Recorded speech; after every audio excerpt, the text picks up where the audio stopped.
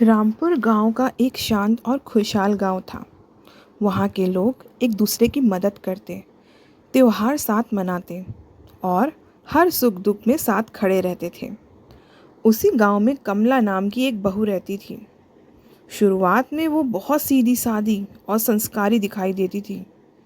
धीरे धीरे पूरे गांव में उसकी तारीफ होने लगी, लेकिन किसी को नहीं पता था कि उसके मन में एक बहुत बड़ा लालच छिपा हुआ है।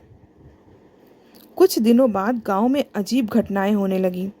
कभी किसी के घर से चांदी की पायल गायब हो जाती, तो कभी किसी के पैसे। शांति काकी रोते हुए बोली, मेरी बहू की शादी के गहने चोरी हो गए हैं। फिर दूसरे दिन रामू किसान के घर में पैसे गायब हो गए। पूरा गांव डर गया। लोग कहने लगे, गांव में ज़रूर कोई चोर आया है।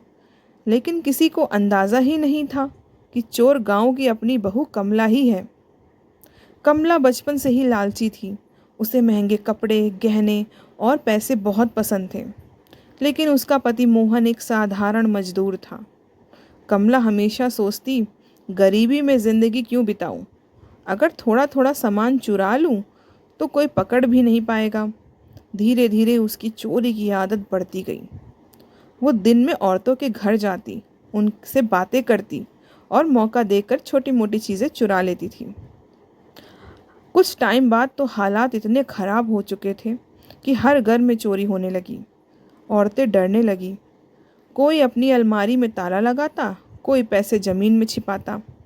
लेकिन चोरी रुकने का नाम ही नहीं ले रही थी। एक दिन पंचायत बुलाई गई। मुखिया जी बोले, अगर चोर नहीं पकड़ा गया तो गांव की शांति खत्म हो जाएगी। कमला भी वहीं बैठी थी और अंदर ही अंदर मुस्कुरा रही थी। गांव में नई बहू सीमा आई एक बार। कुछ लोगों ने उसी पर शक करना शुरू कर दिया। सबको लगा ये नई नई है गांव में, शायद यही चोरी कर रही हो। लेकिन सीमा रोते हुए बोली, मैंने कुछ नहीं किया। लेकिन लोग उसकी बात मानने को तैयार ही नहीं थे। कमला चुपचाप सब देख रही थी। उसे तो खुशी हो रही थी कि किसी का भी शक कमला पे नहीं जा रहा था। गांव में दुर्गा दादी रहती थी। उनकी नज़र बहुत तेज थी। उन्होंने ध्यान दिया कि जब भी चोरी होती है, कमला किसी न किसी बहाने उस घर में ज़रूर गई होती है। इसी बात से दादी को शक होने लगा। उन्होंने चुपचाप कमला पर नज़र रखना शुरू किया। दुर्गा दादी ने मुखिया जी से कहा, चोर को पकड़ने का समय आ गया है। और उन्होंने एक योजना बनाई। पूरे गांव में खबर फैला दी गई कि दादी के घर बहुत सारे कीमती सामान हैं जो कि शहर से आए हैं। असल में वो नकली थे। कमला ने जैसी ही ये बात सुनी, उसकी आंखों में लालच चमक उठा। उस रात उसने चोरी करने का फैसला कर लिया। आधी रात को पूरा गांव सो रहा था। कमला धीरे धीरे दादी के घर पहुंची। उसने खिड़की खोली और अंदर घुस गई।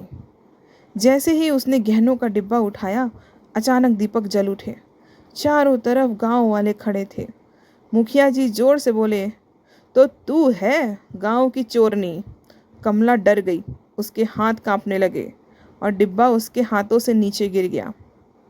गांव वालों ने कमला के घर की तलाशी ली। अलमारी खोलते ही सब हैरान रह गए। हर घर का चोरी हुआ सामान वहीं रखा था। पायल, पैसे, गहने, बर्तन, सब कुछ। सीमा रोने लगी। मुझ पर झूठा इल्ज़ाम लगाया गया। मैं बोल रही थी ना कि मैंने कुछ नहीं किया, पर आप लोगों ने मेरी बात नहीं मानी। गांव वालों को बहुत शर्मिंदगी भी हुई। मोहन को जब सच्चाई पता चली तो उसका भी दिल टूट गया। वो बोला, मैं गरीब ज़रूर हूँ, लेकिन मैंने कभी बेईमानी नहीं की।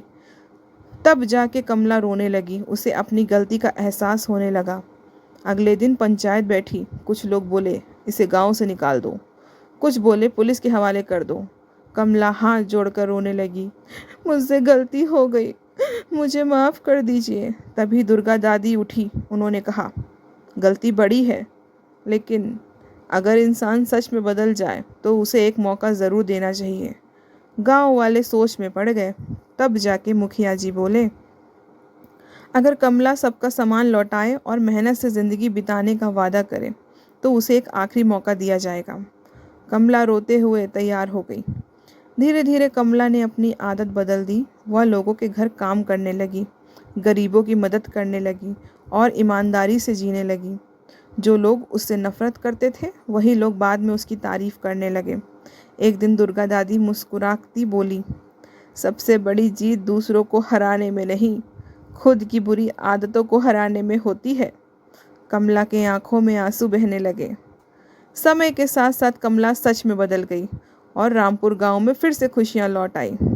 तो इस कहानी से हमें सीख मिलती है, लालच इंसान को गलत रास्ते पर ले जाता है, लेकिन सच्चा पछतावा इंसान को बदल भी सकता है। तो अगर आपको हमारी कमला की कहानी अच्छी लगे तो वीडियो को लाइक कीजिए और चैनल को सब्सक्राइब कीजिए, क्योंकि आपको इस चैनल पर मिलेंगी बहुत ही चटपटी कहानियाँ।